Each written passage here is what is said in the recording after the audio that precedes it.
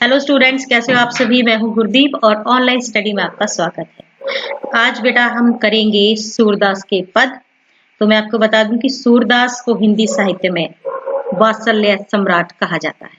वात्सल्य सम्राट मतलब इन्होंने जो एक बच्चे का और माँ बाप का जो प्यार होता है, जितनी खूबसूरती से इन्होंने अपने साहित्य में उकेरा है, लिखा है, उतना किसी ने भी नहीं लिख पाया। कोई कवि इनके आसपास भी नहीं ठहर पाया।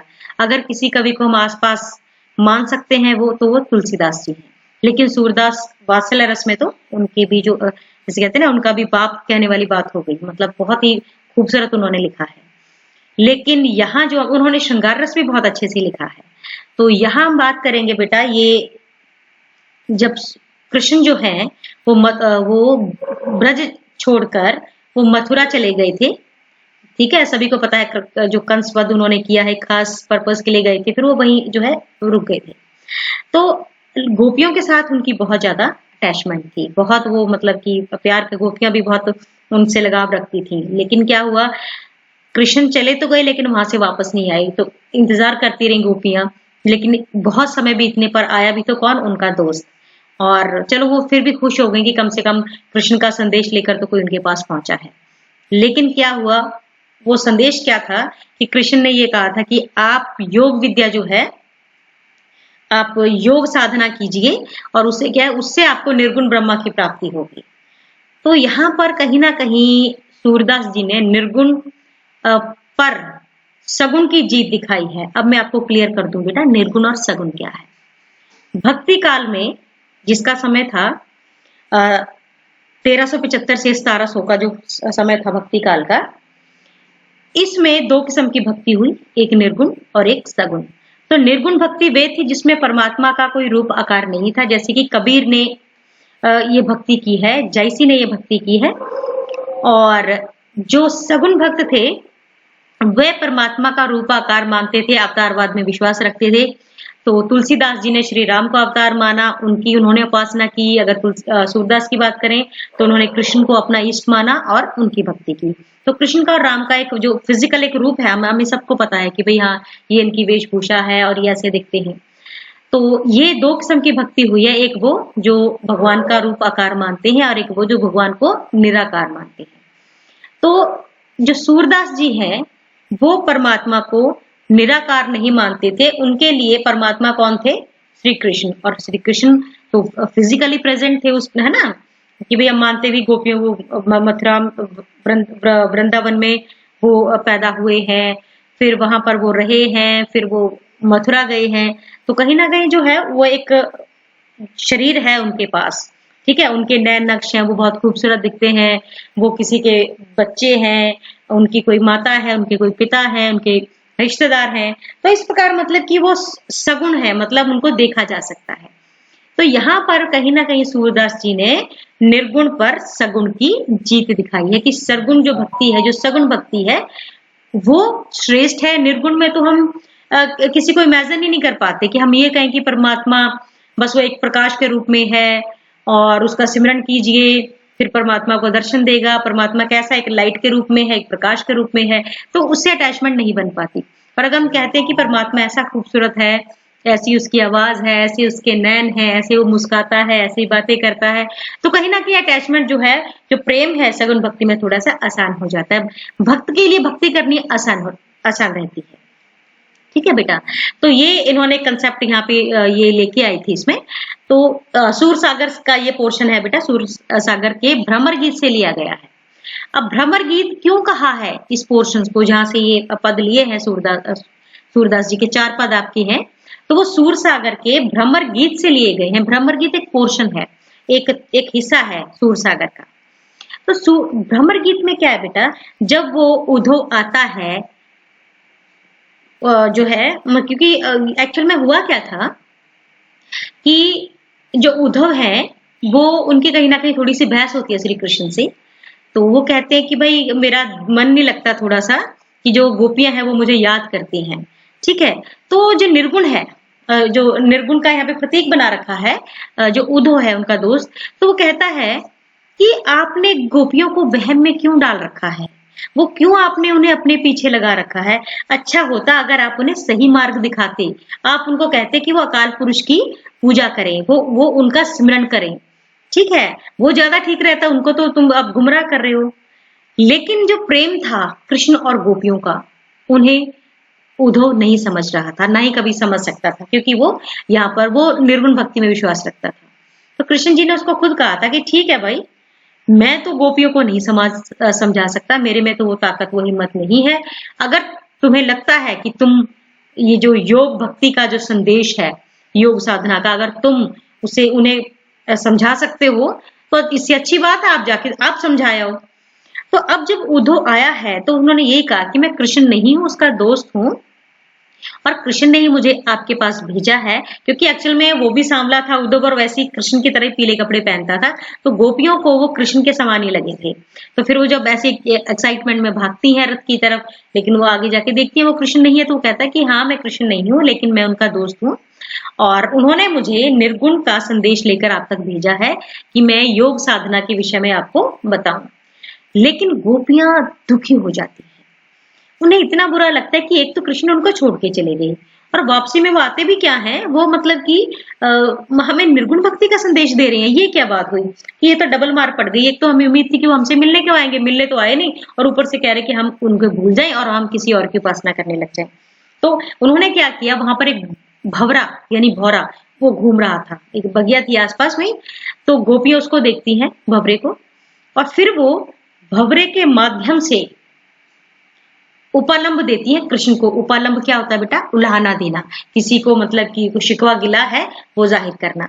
तो कहती हैं कि भ्रमर तुम बहुत बुरे हो, तुम सारी कलियों से खेलते हो, उनके जाते और फिर एक दिन उड़ जाते हो, फिर उन्हें कभी याद भी नहीं करते, और कलियां तुम्हारी याद में या मुरझाई रहती हैं। तो यह कृष्ण एक तो काले थे, भवरा भी काला था, और जो उनकी ये कह ले कि जिस तरह मतलब वो कृष्ण पहले सभी गोपियों के साथ उनकी अटैचमेंट थी, वो जाकर भूल गए, तो यही लगा कि भाई वो फूलों के साथ कलियों के साथ खेले और उसके बाद वो चले गए। तो इस प्रकार का सिमिलरिटी बनाई, इस प्रकार की जो साम्यता बनाई गोपियों ने, और इस प्रकार जो है भवरे के माध्यम से कृष्ण को उलाना दे दिया। तो इसीलिए इसे हम उपालंब काव्य भी कहते हैं, और भ्रमर गीत इसीलिए कहते हैं क्योंकि ये भवरे को कृष्ण रूप में टारगेट करके उनको सारे जो उलाने हैं उनको दिए गए हैं। ठीक है बेटा। तो इनकी जो मैं सूरदास जी के बारे में थोड़ा सा मैं आपको बता देती हूँ बेटा कि इनका जो जन्म है 1478 में हुआ, और इनकी 3 रचनाएं हैं, सूरसागर, साहित्य लहरी, सूर सारावली। और जो सूरसागर है ये इनका सर्वाधिक लोकप्रिय है। ठीक है बेटा। और अब मैं थोड़ा सा आपको बता रही हूँ जो हम पढ़ने जा रहे हैं उसका सार मैं आपको थोड़ा सा इसमें जो दिया हुआ है बुक में थोड़ा सा पढ़ के मैं आपको बता देना चाहती हूँ। यहाँ सूरसागर के भ्रमर गीत से 4 पद लिए गए हैं। आपके 4 पद हैं यहाँ पर। कृष्ण ने मथुरा जाने के बाद स्वयं ना लौटकर उद्धव के जरिए गोपियों के पास संदेश भेजा था। उद्धव ने निर्गुण ब्रह्मा योग का उपदेश देकर गोपियों की विरह वेदना को शांत करने का प्रयत्न किया। गोपियां ज्ञान मार्ग की बजाय प्रेम मार्ग को पसंद करती थी, इस कारण उन्हें उद्धव का शुष्क संदेश जो पसंद नहीं आया। तभी वहां एक भौरा जाता है और यहीं से भ्रमर गीत का आरंभ हो जाता है। गोपियों ने भ्रमर के बहाने, भ्रमर है भवरा, उद्धव पर व्यंग बैन छोड़े। पहले पद में गोपियों की यह शिकायत वाजिब लगती है कि यदि उद्धव कभी स्नेह के धागे में बंधे होते तो वह विरह की वेदना को अनुभूत अवश्य कर पाते। दूसरा वो कहती है कि गोपियों की यह स्वीकारोक्ति कि उनके मन की अभिलाषाएं मन में ही रह गई, कि योग साधना को तो उनके लिए कड़वी ककड़ी जैसा है बताकर अपने बेटा कृष्ण के प्रति उनके प्रेम की गहराई को अभिव्यक्त करती है। तीसरे पद में वह उद्धव की योग साधना को कड़वी ककड़ी जैसा बताकर अपने एकनिष्ठ प्रेम के में दृढ़ विश्वास प्रकट करती है। वो ऐसे कहते हैं कि भाई इनकी जैसे कड़वी ककड़ी के समान ये जो योग साधना है ये क्या है, कड़वी ककड़ी जैसा बताकर जो कहते हैं कि हमें ये तुम्हारा योग साधना चाहिए ही नहीं। चौथे पद में उद्धव को ताना मारती है कि कृष्ण ने अब राजनीति पढ़ ली है। अंत में गोपियों द्वारा उद्धव को राजधर्म यानी प्रजाहित का याद दिलाया जाता है और सूरदास की लोक धर्मिता को दर्शाता है। बाद में कहती है हाँ भाई वो बिजी हो गया होगा, प्रजा का भी तो हित देखना है। तो इस प्रकार उनके लोक जो हित है वो उसके बारे में बताया कि कृष्ण को कितना ध्यान था। तो बेटा अब हम पढ़ेंगे इनके पद। जो पहला पद है बेटा इसमें, ऊधो तुम हो अति वडभागी। गोपियां कहती कि हे उद्धव तुम बहुत भाग्यशाली हो। वडभागी क्या होता है? भाग्यशाली। अपरस रहत स्नेह तगाते, नाहिन मन अनुरागी। अपरस अनछुआ, अनटच, रहत रहना, स्नेह प्यार, तगाते होता है तड़ागी बंधन, नाहिन नहीं, मन मन, और अनुरागी प्रेम में अनुरक्त होना, प्रेम में खचित होना, प्रेम में बंधा हुआ। तो कहता है कि हे उद्धव, तुम बड़े भाग्यशाली हो। क्यों? क्योंकि अभी तक तुम कृष्ण के साथ तो रहे हो, लेकिन उनके स्नेह से, स्नेह के बंधन से अभी तक अपरस हो, अनछुए हो, और ना ही तुम्हारा मन श्री कृष्ण के प्रेम में अनुरक्त हुआ है, प्रेम में मन डूबा है। यहाँ पर बड़भागी का मतलब कहीं ना कहीं उपलम्ब है ना बेटा। बड़भागी का मतलब उसका मजाक बना रही है, वो उसको उल्हाने दे रही है। तो ये कहा, बड़भागी का मतलब ये है कि तुम्हारी बड़ी बुरी किस्मत है कि सारा दिन कृष्ण के साथ रहकर भी तुम कृष्ण के बंधन में नहीं बंधे, और ना ही तुम्हारा मन उनके प्रेम में अनुरक्त हुआ है। पुरैन पात रहत जल भीतर, तारस देह न दागी। पुरैनी होता है बेटा कमल, पात कमल के पत्ते, रहत रहना, जल भीतर जल के अंदर, पानी के अंदर, तारस देह न तागी, फिर देह होता है शरीर, रस होता है पानी या जूस, ना दागी, दागी होता है जैसे कह सकते हैं ना धब्बा लग जाना या कोई चीज लग जानी। तो कहता है कि कमल के पत्ते हमेशा पानी के भीतर रहते, लेकिन फिर भी बड़ी हैरानी की बात है कि उनके शरीर पर, पत्तों पर पानी की एक बूंद तक नहीं लगती, सारा दिन उसमें रहते हैं। यानी कि तुम भी कमल के पत्तों के समान हो कि पानी में तो रहते हो लेकिन अभी तक गीले नहीं हुए। यानी कि श्री कृष्ण के संसर्ग में तो हो, लेकिन उनके प्रेम को अभी तक समझ नहीं पाए। अगली उदाहरण देती हैं, जो जल माहे तेल की गागर, गागर होता है बेटा मटकी, बूंद ना ताको लागी। देखिए बेटा, अगर हम तेल से चुपड़ी हुई या तेल लगी गगरी को, मटके को पानी के अंदर छोड़ दें और फिर निकाल लें, तो यकीन मानो उस गगरी पे, उस मटके पे एक बूंद पानी की नजर नहीं आएगी। क्यों? क्योंकि तेल है, उस पे तेल लगा होता है, तो तेल और पानी का तो वैर ही है। तेल अगर पानी में तेल को डाल दे, तेल में पानी को डाल दे, तो अलग सी बूंद तरती रहती है, वो आपस में मिक्स नहीं हो पाती। तो कहता है कि तुम तेल लगी गगरी के समान ही हो कि सारा दिन पानी में रहकर, यानी कृष्ण के संसर्ग में रहकर भी फिर भी तुम पर एक बूंद भी नहीं लगी। प्रीत नदी में पाओ ना बोरियो, बोरियो होता है डुबोना, ठीक है। प्रेम की नदी में तुमने पैर तक नहीं डुबोया, यानी कि पूरे शरीर को तो दूर की बात है। दृष्टि न रूप परागी, पराग का मतलब होता है डूबना और किसी के रस को चूस लेना, ऑब्जर्व कर लेना, ठीक है। कि तुमने श्री कृष्ण रूपी प्रेम की नदी में पांव तक नहीं डुबोया है, और उनकी दृष्टि रूपना परागी, और आपकी दृष्टि यानी तुम्हारी आंखें अभी श्री कृष्ण के रूप में डूबी ही नहीं। तुम्हें पता ही नहीं कि कृष्ण के दर्शन करके कितना मजा आता है, कितनी खुमारी चढ़ती है। सूरदास अबला हम, भोरी, भोरी मतलब भोली, ठीक है। भोरी जैसे ल को र शब्द बोला जाता है बेटा ब्रज भाषा में, और ये ब्रज भाषा में लिखा हुआ है इनका। भोरी मतलब भोली। गुड़ चाटी जो पागी, गुड़ होता है, गुड़ होता है गुड़, और चाटी होता है चींटी। जो पागी, पागी मतलब रच जाना।